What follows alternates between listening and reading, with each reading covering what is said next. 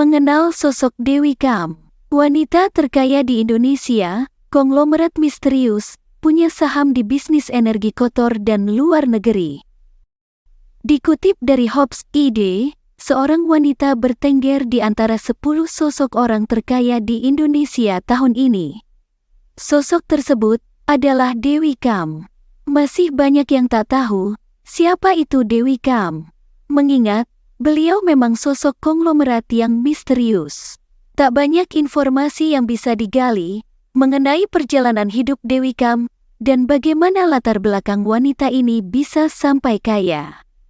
Namun, berdasarkan data dari Forbes Real Time Billionaires per tanggal 30 Agustus tahun 2023, terkuak harta kekayaan Dewi Kam yang mencapai angka 4,2 juta dolar AS. Atau setara dengan 64,01 triliun rupiah. Angka tersebut tentunya cukup fantastis untuk menunjukkan seberapa kaya sosok Dewi Kam. Dari Forbes juga diketahui bahwa sebagian besar harta kekayaan Dewi Kam tersebut diperolehnya dari kepemilikan saham di Bayan Resources sebanyak 10%.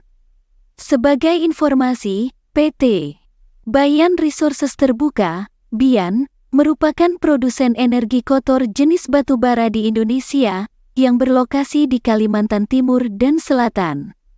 Perusahaan ini memproduksi batu bara, mulai dari batu bara kokas semi-lunak hingga batu bara sulfur ramah lingkungan, batu bara sub-bituminous.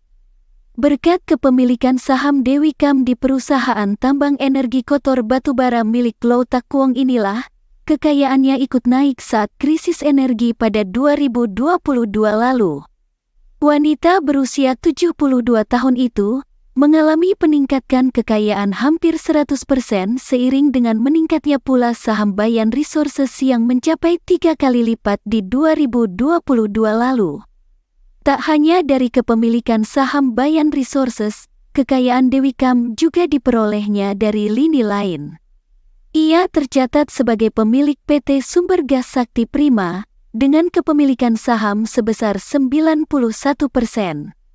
Selain itu juga, Dewi Kam memiliki saham di beberapa perusahaan lain seperti Birken Universal Corporation dan Direktur Safil Universal Limited yang berlokasi di British Virgin Islands serta saham di Overseas Finance Limited yang ada di Samoa.